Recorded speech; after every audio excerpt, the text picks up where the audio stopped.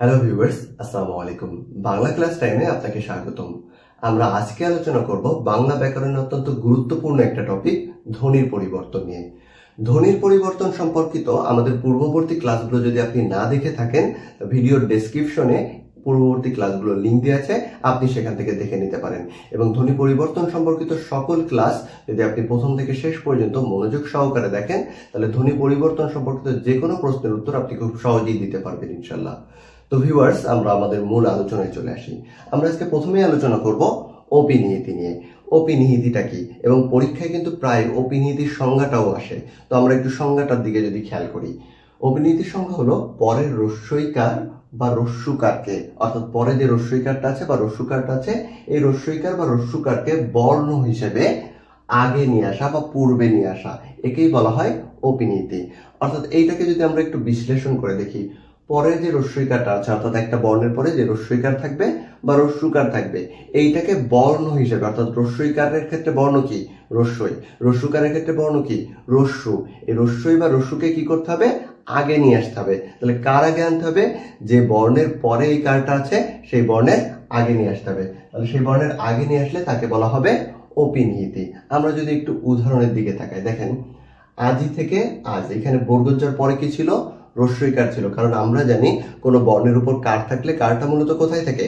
কারটা মূলত থাকে ওই বর্ণের পরে। তাহলে বর্গজ্জর পরে একটা রস্যইকার ছিল, সেই রস্যইকারটাকে যখন আপনি বর্ণ করবেন হয়ে যাবে রস্যই, এবং এই বর্ণটাকে আপনি যখন বর্গজ্জর পূর্বে নিয়ে আসবেন তখন তা হয়ে যাবে অপিনিহিতি। তাহলে আজি থেকে আজ, এটা হলো একটা অপিনিহিতির উদাহরণ। আমরা যদি পরের উদাহরণটার দিকে লক্ষ্য করি, এখানে সাধু, তাহলে ধর পরে কি আছে? রস্যু আছে। এই রস্যুটাকে যখন আপনি বর্ণ বানাবেন হয়ে যাবে, রস্যুকারটাকে বর্ণ বানালে কি হয়ে যাবে? রস্যু হয়ে যাবে। এই রস্যুকারটাকে আপনি বর্ণ বানালেন রস্যু, এবং সেটাকে ধয়ের পূর্বে নিয়ে আসলেন, সাধু থেকে সাউদ। এটাই হলো অপিনিহিতির উদাহরণ। এখন কথা হচ্ছে, প্রত্যেকটা জফলার ভিতর একটা রস্যইকার উজ্জ থাকে। প্রত্যেকটা জফলার ভিতর কি থাকে? একটা রস্যইকার উজ্জ থাকে।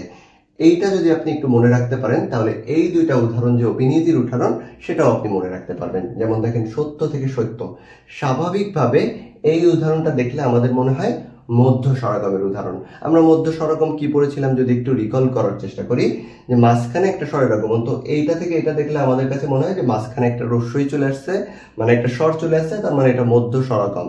কিন্তু আসলে না, প্রত্যেকটা জফলার ভিতর যেহেতু একটা রস্যইকার উজ্জ আছে, এই যে জফলা, এর মধ্যে কি আছে? একটা রস্যইকার আছে। এই রস্যইকারটাকে আপনি বর্ণ হিসেবে আগে নিয়ে আসলেন, এই কারণেই এটি অপিনিহিতির উদাহরণ। তাহলে সত্য থেকে সত্য বা বাক্য থেকে বাক্য, এই দুইটাও অপিনিহিতির উদাহরণ। তাহলে অপিনিহিতি সম্পর্কে আমরা যদি আরেকবার রিপিট করি, অপিনিহিতি হলো পরের রস্যইকার বা রস্যুকার যেটা আছে, ওই রস্যইকার বা রস্যুকারকে যে বর্ণের পরে আছে ওই বর্ণের আগে নিয়ে আসতে হবে বর্ণ হিসেবে। তো যখন আপনি নিয়ে আসবেন সেটা হয়ে যাবে অপিনিহিতি।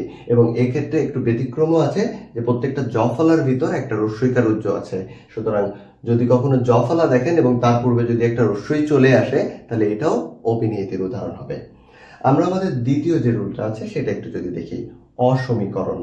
অসমীকরণ কি? আপনি অনেক সময় দেখা যায় আমরা কিছু শব্দকে শ্রুতি মধুর করতে বা দ্বিরুক্তি দূর করার জন্য মাঝখানে স্বরের বা কারের আগমন ঘটায়।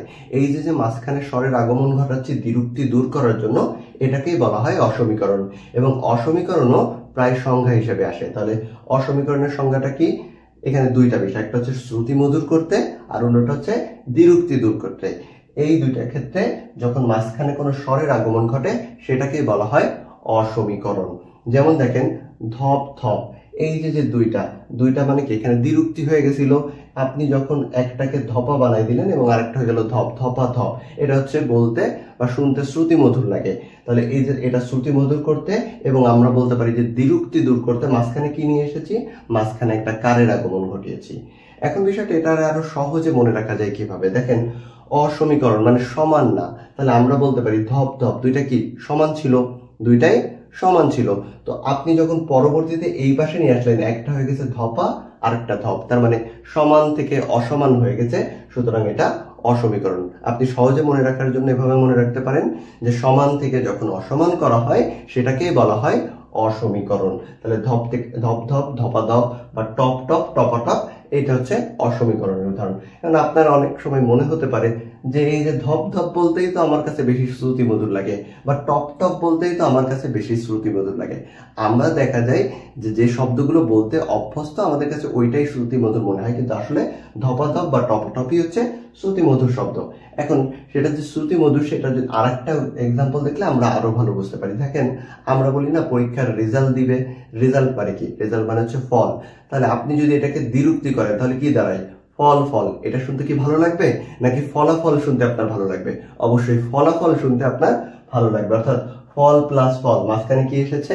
একটা কারের আগমন ঘটেছে। অর্থাৎ দ্বিরুক্তি দূর করার জন্য বা শ্রুতি মধুর করতে আপনি যখন মাঝখানে কোনো কারের আগমন ঘটাবেন বা স্বরের আগমন ঘটাবেন, তখন তাকে বলা হয় অসমীকরণ। এবং আমাদের সর্বশেষ যেটি আছে সেটি হলো অবিশ্রুতি। অবিশ্রুতি কি? অন্তস্থ যুক্ত সাধু শব্দকে আপনি যখন চলিত করবেন তখন তাকে বলা হয় অবিশ্রুতি। এখন অনেক বইতে আপনি লেখা দেখবেন যে সাধু থেকে চলিত করলে অবিশ্রুতি, কিন্তু সাধু থেকে চলিত করলে সবগুলো অবিশ্রুতি হবে না। সেক্ষেত্রে আপনার উত্তর ভুল হওয়ার সম্ভাবনা থেকে যায়। তো এটা স্পেসিফিক ভাবে আপনাকে জানতে হবে যে যে শব্দগুলো সাধু ভাষার শব্দতে অন্তস্থ যুক্ত আছে, ওই শব্দগুলোকে যখন আপনি চলিত করবেন তখন সেটাই হবে অবিশ্রুতি। তাহলে এইখানে মোস্ট ইম্পর্টেন্ট যে বিষয়টা সেটা হচ্ছে অন্তস্থ যুক্ত সাধু ভাষার শব্দ। তার মানে অন্তস্থ যুক্ত সাধু শব্দকে যখন চলিত করা হয় তখন তাকে বলা হয় অবিশ্রুতি। আমরা যদি উদাহরণ দেখি, কোরিয়া, দেখেন সেটা অন্তস্থ যুক্ত আছে। কোরিয়া থেকে করে আমরা দেখলেই বুঝতে পারছি যে এটা সাধু থেকে চলুতে হয়েছে। যেমন মাসুয়া থেকে মেছো, এখানে অন্তস্থ ছিল। গাছুয়া থেকে গেছো বা জালিয়া থেকে জেলে, প্রত্যেকটাই আমরা দেখতে পাচ্ছি যে সাধু ভাষার শব্দে অন্তস্থ যুক্ত আছে। অন্যদিকে এই সাধু ভাষার অন্তস্থ যুক্ত শব্দকে আপনি যখন চলিত করতেছেন তখন সেটা হয়ে যাচ্ছে অবিশ্রুতি। এখন আমরা আরেকটা একটু এক্সাম্পল দেখাই আপনাকে। ধরেন আমরা বললাম করিব, করিব থেকে করব, তাহলে এইটাকে আসলে অবিশ্রুতির উদাহরণ। এইটাও কিন্তু সাধু থেকে চলিত হয়েছে। এই সাধু থেকে চলিত হলেও এইটা কিন্তু অবিশ্রুতির উদাহরণ নয়, কারণ এইখানে যে করিব থেকে করব এখানে কিন্তু অন্তস্থ নাই। অর্থাৎ অবিশ্রুতি হতে গেলে অন্তস্থ যুক্ত সাধু ভাষার শব্দ হতে হবে, এবং সেইটাকেই যখন চলিত করা হবে তখন সেটা হয়ে যাবে অবিশ্রুতি। তাহলে আমরা যদি আমাদের পূর্ণ ক্লাসটা আরেকবার রিপিট করি, সেক্ষেত্রে আমরা প্রথমেই দেখি অপিনীতি। অপিনীতিটা কি? পরের রস্যইকার বা রস্যকার যেটা থাকবে, একটা বর্ণ পরে যে রস্যইকার বা রস্যকার আছে, ওইটাকেই যখন ওই বর্ণের পূর্বে আপনি বর্ণ হিসেবে নিয়ে আসবেন তখন সেটা হয়ে যাবে অপিনীতি। যেমন আদি থেকে আজ, সাধু থেকে সাধু, এখানে বর্গোজ্জার পরে রস্যই ছিল, সেই রস্যইটাকে বর্ণ হিসেবে বর্গোজ্জার আগে নিয়ে আসছেন। সাধু ধর পরে রস্য ছিল, এই রস্যটাকে বর্ণ হিসেবে আগে নিয়ে আসছেন। আর আরেকটা কথা এখানে ছিল যে প্রত্যেকটা জফলার ভিতরে একটা রস্যিকার উজ্জ থাকে, সেই হিসেবে সত্য থেকে সত্য এবং বাক্য থেকে বাক্য, এই দুইটা উদাহরণও অপিনীতির উদাহরণ। অসমীকরণ কি? শব্দকে শ্রুতি মধুর করতে বা দ্বিরুক্তি দূর করার জন্য মাঝখানে যখন আমরা স্বরের আগমন ঘটাই সেটাকে বলা হয় অসমীকরণ। যেমন ধপ ধপ, টপ টপ বা ফল ফল, সবগুলো ছিল দ্বিরুক্তি শব্দ। এখানে মাঝখানে স্বরের আগমন করছি এবং মাঝখানে স্বরের আগমন করার মাধ্যমে এই শব্দটাকে শ্রুতি মধুর করা হয়েছে, এই জন্য একে বলা হবে অসমীকরণ। আর এটাকে সংক্ষেপে মনে রাখার উপায় কি? ধপ ধপ দুইটাই সমান ছিল, কিন্তু যখন ধপ আর ধপ হয়ে গেল অসমান হয়ে গেল, অর্থাৎ সমান থেকে অসমান, এটাকে বলা হবে অসমীকরণ। এবং সর্বশেষ যেটি সেটা হচ্ছে অবিশ্রুতি। অবিশ্রুতি কি? সাধু থেকে চলিত, অনেক বইতে লেখা থাকলেও এখানে আমাদের মনে রাখতে হবে অন্তস্থ যুক্ত সাধু ভাষার শব্দকে যখন চলিত করা হবে তখন তাকে বলা হয় অবিশ্রুতি। যেমন কোরিয়া, মাসুয়া, গাছুয়া বা জালিয়া, সবগুলোর শেষে কিন্তু অন্তস্থ আছে। তাহলে এই অন্তস্থ যুক্ত সাধু ভাষার শব্দকে যখন আপনি চলিত ভাষায় রূপান্তর করবেন তখন কি হয়ে যাবে? তখন এটা হয়ে যাবে অবিশ্রুতি। ঠিক একইভাবে আমরা আরেকটা উদাহরণ দেখেছিলাম যে করিব থেকে করব, এটাও কিন্তু সাধু থেকে চলিত, কিন্তু এইটা কিন্তু অবিশ্রুতির উদাহরণ নয়, কারণ এইখানে কিন্তু অন্তস্থ নাই। তো ভিউয়ার্স, আমাদের আজকের ক্লাসটা এই পর্যন্ত।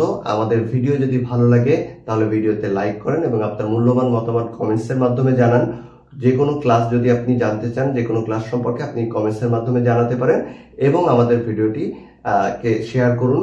এবং যদি আমাদের চ্যানেলে সাবস্ক্রাইব না করে থাকেন তাহলে অবশ্যই সাবস্ক্রাইব করুন। আসসালামু আলাইকুম।